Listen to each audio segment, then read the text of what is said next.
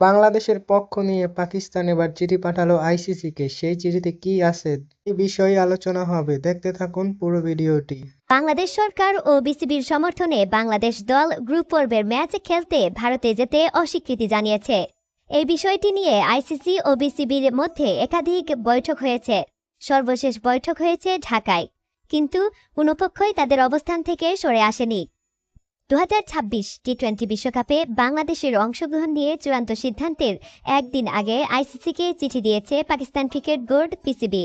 সে চিঠিতে পিসিবি জানিয়েছে, বর্তমান রাজনৈতিক অস্থিরতার সময়ে বাংলাদেশ ভারতের মাটিতে খেলতে না চাওয়ার যে অবস্থান নিয়েছে তারা সেটির প্রতি সমর্থন জানায়। পিসিবির এই চিঠির সময় নিয়ে প্রশ্ন উঠলেও এতে আইসিসির অবস্থান বদলানোর সম্ভাবনা কম বললেই মনে করছে ক্রিকইনফো। তারা জানিয়েছে, এখন পর্যন্ত আইসিসি তাদের সিদ্ধান্তে অনড় রয়েছে। তারা সূচি পরিবর্তন করতে চায় না। আইসিসি আগেই বিসিবিকে জানিয়েছে, বিশ্বকাপের ম্যাচ নির্ধারিত সূচি অনুযায়ী হবে এবং বাংলাদেশকে শ্রীলঙ্কায় খেলতে দেওয়ার সুযোগ নেই। এই অচলাবস্থার শুরু হয় যখন বিসিসিআই বিপিএল 2026-এর জন্য কলকাতা নাইট রাইডার্সকে মুস্তাফিজুর রহমানকে দল থেকে বাদ দিতে বলে। এর কারণ আনুষ্ঠানিকভাবে জানানো হয়নি, তবে বাংলাদেশ ও ভারতের রাজনৈতিক সম্পর্কের অবনতি বিষয়টির পিছনে আছে বলে বলা হয়।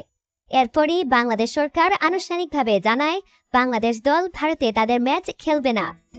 দেশ ক্রিকেট বোর্ডের কাছ থেকে যতটুকু বোঝা যায় যে তারা কোনো মতেই ভারতে যে ক্রিকেট খেলবে না বিশ্বকাপ ম্যাচ। জন পড়লে তারা বিশ্বকাপ বর্জন করবে, তারপরও ভারতের মাঠে যে বিশ্বকাপ খেলবে না বাংলাদেশ। দেখা যাক শেষ পর্যন্ত আইসিসির সিদ্ধান্ত কি আসে।